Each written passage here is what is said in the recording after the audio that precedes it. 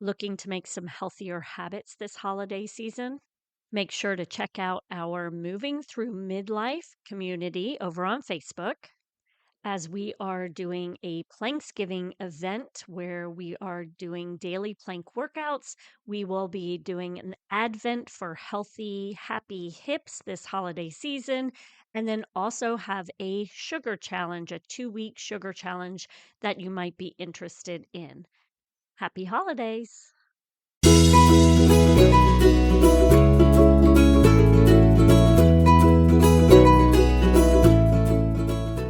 Welcome to Raising Healthy Humans. I am your host, Courtney, personal trainer and movement specialist, and the founder of FormFit, a community where I help busy moms feel better through movement. As a busy and sometimes overwhelmed mom of 3 myself, I understand that it can be difficult to find ways to live and raise healthy families. It is my goal to help to provide you with the information you need to help raise healthy humans. The question that plagues all of our minds: what's for dinner? What are we going to make for dinner? I want to make something quick and healthy, and I need an idea. And then you might spend hours scouring Pinterest or websites or asking people what they're making, and it can be difficult to figure out what you're going to have for dinner. So I wanted to share with you something that we do as a family quite often that provides one, quick, healthy. I know that no one's going to complain because I'm providing an open space where everybody's putting what they want on it. And that is bowl dinners. So they are a great option for you when you're trying to be healthy and get dinner on the table quick. I usually will use rice or quinoa in the bowl, but you can also use salad, pasta, potatoes, or hash browns, something like that in the bottom, and then create the meal around that. This is also a great option for all of those picky eaters because what we do is I'll make whatever the bowl is going to be, the bottom of the bowl. Then I'll make the protein, and sometimes, and I'll go into detail with you more about this, but um, it might be chicken, it might be fish, it might be something like that, beans, anything. And then I leave out a whole bunch of vegetables for people to choose from to put on top, and other various things that you can put on top of your bowl. And that's it. I don't make any requirements other than you need to have a little bit of, whatever the bottom is, you need to have some protein, and then you need at least 1 or 2 vegetables or toppings. That's it. That's all I need to do. So that provides them the opportunity to determine what they're going to put on their bowl. So when you make your own bowl, make sure to start with a base and get creative with this. Like I mentioned, I add rice, quinoa, you can do couscous. Have you ever tried those pearled couscous? So instead of the real teeny tiny couscous grains, these are pearled. So they're almost like a little pasta, and they're a favorite with my kids. You can even do like oats for a savory morning breakfast or, having breakfast for dinner. Then you're going to add a protein. Again, get creative. Meats are always a great option. But beans, tofu, eggs, and nuts can also help build the protein and make for a delicious bowl. Then you want to pile on the vegetables. And I want you to think about using as many different colors for your bowl to make it eye-catching as we eat with our eyes first. So make sure to pick all different colors. Like if one thing you're thinking is onion, why not make it red onion? And peppers, maybe you do a little bit of green and red peppers. Feel free to also add fruit to the dish as well. I've made taco bowls before and used mango and pineapple as a fun option for them to add on top, just like you would. I mean, if you think of pineapple salsa and things like that, you can add those things to your toppings. Then top it off with a sauce. Always add some sort of delicious sauce that you can put on top to create that wow factor for them. And then my favorite is go with a theme. So here are some ideas for you with themes. We like to change up our theme bowls. So we'll have taco night. And if it's a taco night, I'll usually do either shredded lettuce or rice. Then we always have chicken and beans. And then we'll do obviously tomatoes, onions, avocado, jalapeno. Your toppings are salsa, sour cream, cheddar cheese. What am I missing? If we don't do avocado, sometimes it'll be guacamole. So that is one. You've got your taco meal, and they can choose if they want shredded lettuce as their bottom or if they want rice as their bottom. Another one is Greek bowls. Now, this is a favorite of ours, and I actually got it from SkinnyTaste. So if I can find the recipe, I'll put it in here in the show notes for you. But it is a couscous bowl, and I use the pearled couscous, so the thicker of the couscous. That is the bottom. And then chicken is the protein. The vegetables are tomato, cucumber. I'm trying to think if there's anything else. I believe it was like pepper, but think about your Greek food. You might have feta cheese. I like to add pumpkin seeds onto the top to create a little bit of that crunch.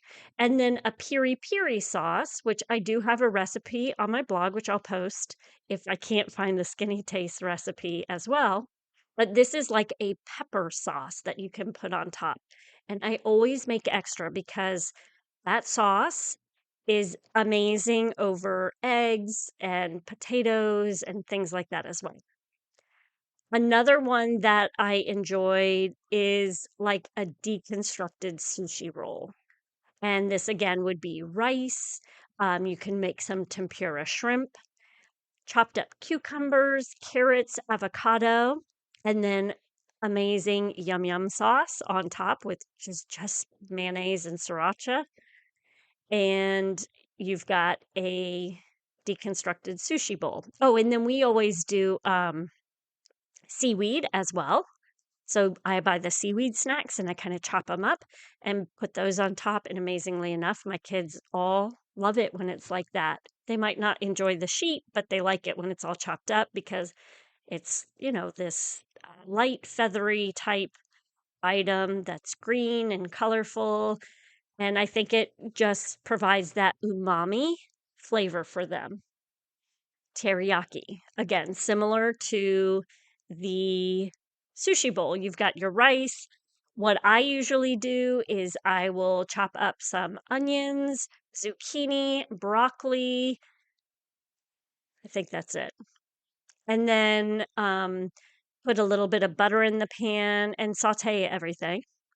And then you put that on top. And I'll usually either do chicken or beef. And right now, with food, with meats getting so expensive, I've been doing a little bit of both. You can also add tofu or do a crispy fried tofu in your air fryer would be good as well to kind of create that depth where you maybe do some chicken, but then you also have the tofu. So that's a great one as well. Shish kebab bowls is a great one. So this one I would say I would probably do over potatoes. And then I would have, think about your shish kebab. You'd have chicken or meat, you'd have tomatoes, onions, mushrooms, things like that in maybe even pineapple would be a great one. Grill that all up. And what I would add to the top of it is like a chimichurri sauce. So a cilantro parsley sauce that you could pour over the top, which would be delicious. You could also do like a breakfast bowl, so a savory breakfast bowl where you would do hash brown, on the bottom and some fried eggs and maybe some cheese and tomato and onion. Think of your vegetables that you can add in with some sort of sauce on that as well, or you could just use the cheese instead. And then one of our favorite bowls is a buffalo quinoa bowl. And we cook up quinoa. We make it with chicken. I put the chicken in the pressure cooker and then I pour sauce over top of it. We cut up some celery, some onions, celery, onions, and carrots. And then we also do some broccoli microgreens or any type of microgreens that you have. And then I'll do a blue cheese dressing, a homemade blue cheese dressing. And that is also a favorite. You could even I'm trying to think of another one for you. So think maybe like an Asian style with ramen noodles. So you would have ramen noodles, which they are so quick and easy to make. You could make like a broth, say a chicken broth with some chicken in it and maybe some bok choy or cabbage and mushrooms. And then if you have older children and say they're getting home at different times during the evening, you let that slowly simmer on the stovetop. And then they can grab like a block of ramen noodles. So I don't do the ramen that you can buy from the grocery store, the one we all ate in college. I buy mine through Thrive Market. And if you're interested in trying Thrive, I'll make sure to put a link for you at the bottom. But they are just the noodles and they come in blocks. So I'll put a block or two in there for the first group.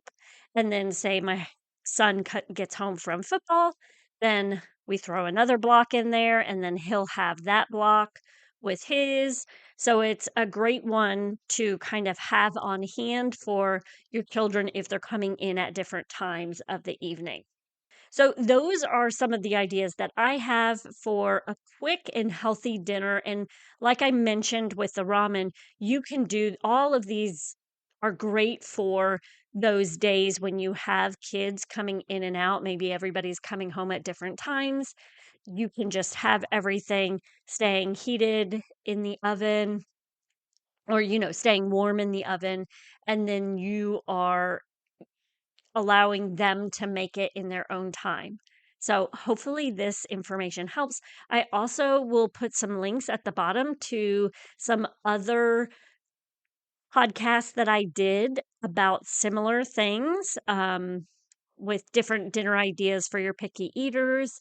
And then let me know if there's one that you do. Because I'm thinking of other things that maybe like a pancake bowl, different ones where you make savory pancake. Oh, and that was the other thing I was going to mention about the ramen is you could also put an egg on top to add more protein.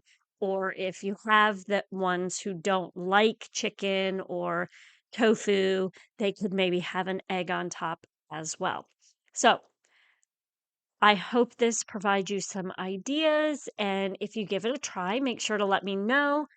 And I hope you all have a wonderful day. Thank you for taking time out of your day to listen to our podcast. I hope you found this information valuable and hope that you can immediately use some of the information that was provided. Make sure to check out the show notes for all the links that we discussed today.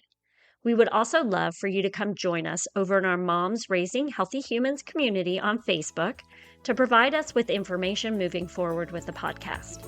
We also provide you with a monthly focus to help you and your family live a healthier and more fulfilling life.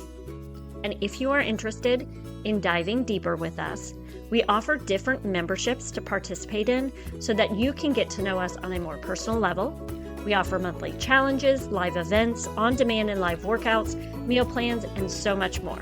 Just head to formfitonline.com to learn more. And as always, make sure to keep moving.